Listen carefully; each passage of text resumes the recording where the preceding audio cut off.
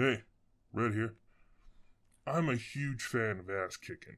It's the best. And today, I'm going to talk about some of the coolest ass kickers out there. These are some of my picks for the most badass fighters in comics. Hi, Judo! Quiet Red Media. Shh.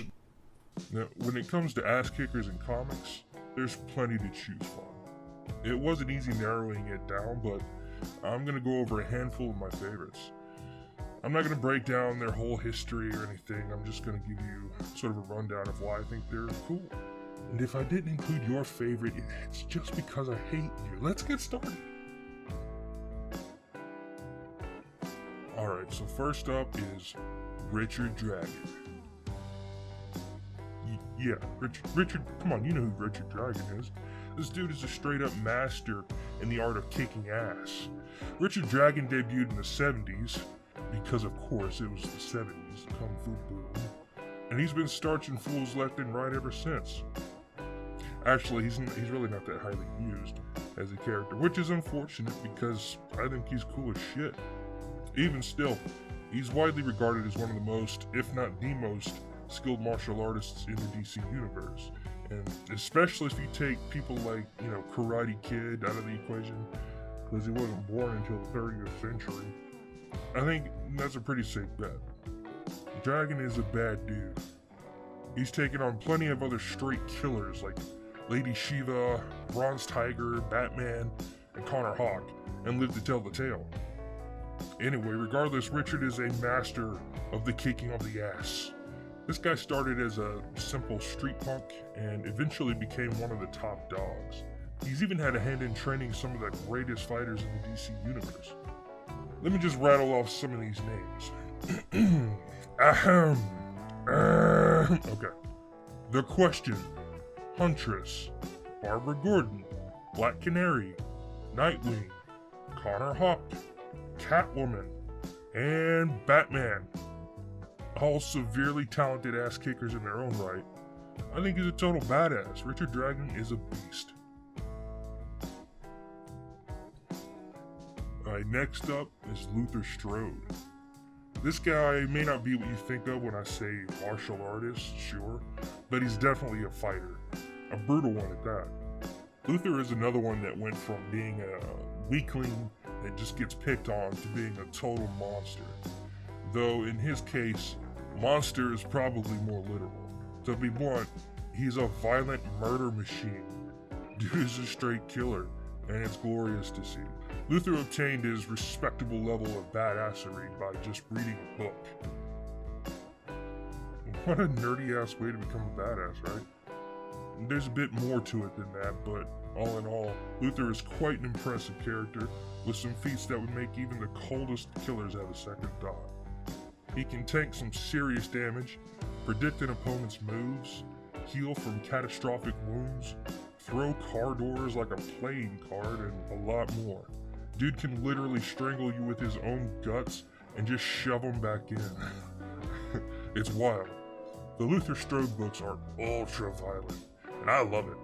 Cool character. Number 3. Kato.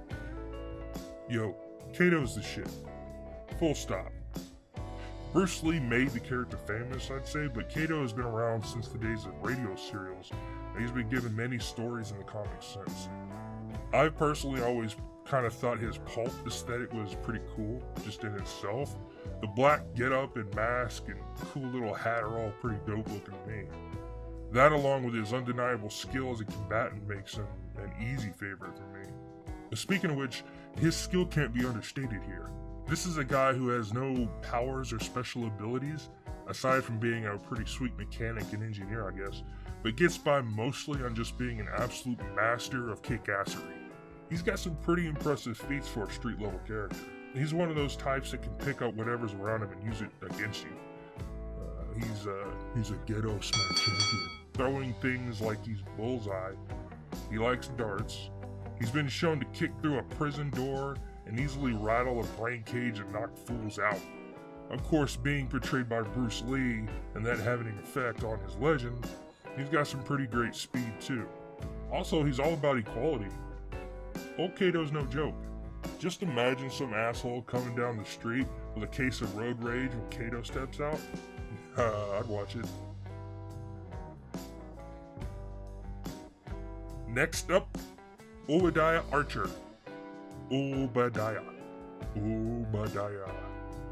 Oh, you say it then. I said it. This dude's whole point is to be a badass. That's the whole point of the character. He was raised as an assassin, but with a wholesome sort of bent. It's weird. Now I'm sort of focusing on the most recent iteration of the character from Valiant, though the original from '92 had some noteworthy aspects too, especially related to the origin. It was arguably creepier. He's got these weird powers that make him like some sort of beefed up taskmaster / rogue combo. Except he doesn't just learn something he sees or contacts firsthand, he can instantly utilize pretty much any technique known to man. I like him specifically because of the weird way his brand of punch-kickery works.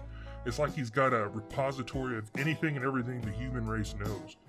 Need to perform surgery? He's got it. Need to take care of Jimmy Bob down the street for kicking your dog? Well, he's got that too. Dude's a Mac. This fella's a lot more than just an ass kicker though, since he has power mimicry and whatnot.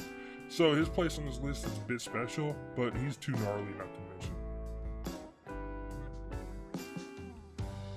And coming in at number 5. 5? Gary, is that 5? 5. Come on. The Mac Daddy of big dick martial arts energy? This dude wears a tomato can on his head. He's gotta be a badass. With Shredder, there's probably a good bit of nostalgia on my part, but even aside from that, he's one badass ninja. I mean, he routinely takes on super strong mutant turtle ninjas and takes them to task. Not to mention all the crossovers where Shredder's been a real problem for everybody involved.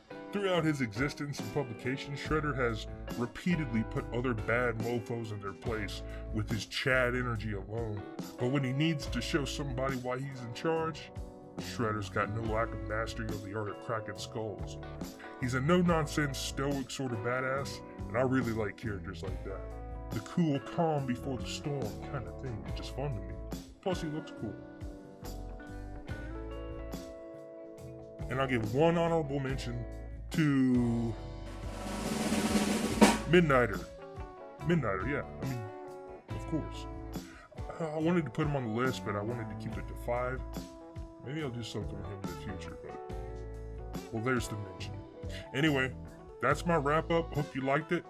If you didn't, don't tell me. I have feelings, okay? Okay, bye.